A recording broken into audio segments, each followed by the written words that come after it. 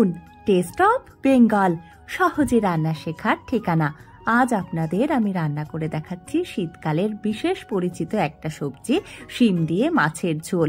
আর মাছের ঝোলের স্বাদ বাড়ানোর জন্য আমি প্রথমেই একটু ভাজা মশলা গুঁড়ো করে নিচ্ছি। এর জন্য অল্প একটু তেজপাতা, অল্প একটু জিরে আর গোলমরিচ আমি সামান্য গরম করে গুঁড়ো করে নিচ্ছি। শিম দিয়ে অনেক কিছুই খাওয়া যায়, নিরামিষ রান্না তো হয়ই, আমি মাছের ঝোলেও খেয়ে দেখেছি, ভীষণ ভালো লাগে। এছাড়া আপনারা শিম ভাজা, শিম সেদ্ধ অনেকে খেয়ে থাকেন। শিম খাওয়া খুবই উপকারী। কেন শিম খাবেন রান্না দেখতে দেখতে সেটাও কিন্তু জেনে নিন। আমি আজ রুই মাছ দিয়ে রান্না করছি, তাই মাছ ধুয়ে তাতে নুন হলুদ মাখিয়ে নিচ্ছি। ওদিকে কড়াই গরম করে তাতে আমি 5 থেকে 6 টেবিল চামচ সর্ষের তেল খুব ভালো করে গরম করে নিচ্ছি। বাচ্চাদের অনেক ক্ষেত্রেই কিন্তু আলাদা করে সবজি খাওয়ানো খুব মুশকিল হয়ে যায়, তাই মাছের সাথে এইভাবে সবজি রান্না করলে তাদের মাছ এবং সবজি দুটোই খাওয়ানো হয়। আর শিম কতটা উপকারী সেটা আপনারা জানতে পারলে বাজারে যতদিন শিম পাওয়া যায় ততদিন আপনি শিম খাবেন, সে কথা আমি নিশ্চিতভাবে বলতে পারি। কড়াইয়ে তেল গরম হয়ে গেছে, এবারে হালকা আছে আমি খুব ভালো করে মাছগুলো ভেজে নিচ্ছি। বাতের ব্যথা কমাতে শিম যথেষ্ট সাহায্য করে থাকে। শিম আমাদের শরীর ঠান্ডা রাখতে সাহায্য করে। এছাড়া শিমে থাকা প্রচুর পরিমাণে খনিজ আমাদের চুলের স্বাস্থ্য ভালো রাখতেও সাহায্য করে। শিম ছাড়ানোর সময় খেয়াল করবেন শিমের এক পাশ একদম মসৃণ থাকে আর আরেক পাশ একটু খাঁচকাটা টাইপের থাকে। তা সেই খাঁচকাটা দিক থেকে এইভাবে হালকা করে টান দিলে সুতোর মতো অংশটা বেরিয়ে আসে, আর তারপরে শিমগুলোকে টুকরো করে কেটে নিতে হয়। রান্নায় আমি শিমের সাথে দেব আলু, তাই আলুগুলো এভাবে ফালি ফালি করে কেটে নিচ্ছি।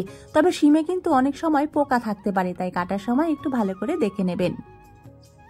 এই রান্নাটা সাধারণত আমি আদা জিরে বাটা দিয়েই করে থাকি, তবে আমাদের বাড়িতে আজকে একজন অতিথি এসেছেন এবং তিনি পেঁয়াজ দিয়ে মাছের ঝোল খেতে পছন্দ করেন, তাই আমি পেঁয়াজ দিচ্ছি। আপনারা যারা পেঁয়াজ খেতে পছন্দ করেন না মাছের ঝোলে, তারা কিন্তু পেঁয়াজ দেবেন না। আমার নিজেরও এই ঝোলটাই পেঁয়াজের থেকে আদা জিরে বাটা দিয়েই খেতে বেশি ভালো লাগে। তা পেঁয়াজ কুচি করে নিয়েছি, কয়েকটা কাঁচা লঙ্কা চিড়ে নিয়েছি আর সামান্য একটু আদা এইভাবে কুচিয়ে নিচ্ছি, এটা বেটে নেব। সাথে নিয়েছি অল্প একটু জিরে, কাঁচা লঙ্কা আর শুকনো লঙ্কা। যারা কোষ্ঠকাঠিন্যের সমস্যায় ভুগছেন তারা কিন্তু নিয়মিত শিম খেলে খুব ভালো ফলাফল পাবেন। আর শুধু তাই নয়, কোলন ক্যান্সার প্রতিরোধেও শিম খুবই গুরুত্বপূর্ণ ভূমিকা পালন করে থাকে। অর্থাৎ শিম শুধু আমাদের শরীরের রোগ প্রতিরোধ ক্ষমতা বাড়ায় না, বলতে গেলে রোগকে বহু দূরে রাখে আমাদের শরীর থেকে। উনুন টেস্ট অফ বেঙ্গল আপনাদের কাছে খুব সহজে বিভিন্ন ধরনের রান্না করে দেখানোর সাথে সাথে বিভিন্ন খাবারের পুষ্টিগুণ নিয়েও কিন্তু নানান তথ্য দিয়ে থাকে। তাই আপনারা চাইলে উনুন টেস্ট অফ বেঙ্গলকে করে তুলতেই পারেন আপনাদের রান্নাঘরের সাথে। মাছ ভাজা হয়ে গেলে আমি এবারে অল্প একটু লবণ দিয়ে কেটে রাখা আলুগুলো ভেজে নিচ্ছি। শীতকালে আমার মনে হয় সারা দিন যেন রোদে বসে থাকি। আজকেও সেরকমই মনে হচ্ছিল, কিন্তু রান্না তো করতেই হবে, তাই আমি ছাদে বসেই আজকের রান্নাটা করে নিচ্ছি। আলু যখন মোটামুটি ভাজা হয়ে এসেছে তখন আমি শিমগুলো আলুর সাথে ভেজে নিচ্ছি। চাইলে আপনারা আলাদা করেও ভাজতে পারেন। ভাজা হয়ে গেছে সবজিগুলো, এবার আমি কড়াইতে আর একটু তেল দিয়ে দেব আর তার সাথে ফোড়নে দিয়ে দেব তেজপাতা আর গোটা জিরে। এখানে কিন্তু 5 ফোড়নেরও ব্যবহার করা যেতে পারে।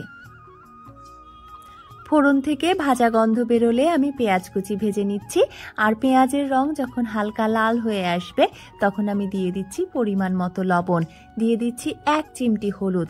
এইরকম রান্নার সময় তেলের মধ্যে 1 চিমটি হলুদ দিলে রান্নার রং খুব ভালো হয়। এবারে দিয়ে দিলাম বেটে রাখা মশলা, আঁচ কমিয়ে অল্প জল দিয়ে মশলা আমি কষিয়ে নিচ্ছি। মশলা থেকে তেল ছেড়ে এসেছে, এবারে আমি দিয়ে দিলাম পরিমাণ মতন হলুদ, আর মশলা আরও কিছুক্ষণ কষিয়ে নিয়ে এবার ভেজে রাখা আলু দিয়ে দিচ্ছি। এতে করে আলুটা খুব ভালো করে সেদ্ধ হয়ে যাবে। তলায় যাতে মশলা ধরে না যায় তাই অল্প অল্প করে জল দিয়ে আমি কষিয়ে নিচ্ছি আর মাঝে মধ্যে ঢাকা দিয়ে দিচ্ছি। আলু প্রায় সেদ্ধ হয়ে এসেছে, এবারে আমি ভেজে রাখা শিম দিয়ে কষিয়ে নেব আরও 2 থেকে 3 মিনিট।